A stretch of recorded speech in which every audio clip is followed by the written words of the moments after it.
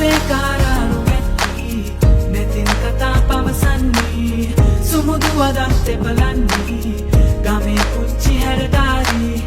හිතේ සතුට මාගේ ඔබමයි ඔය මූණට ලොබ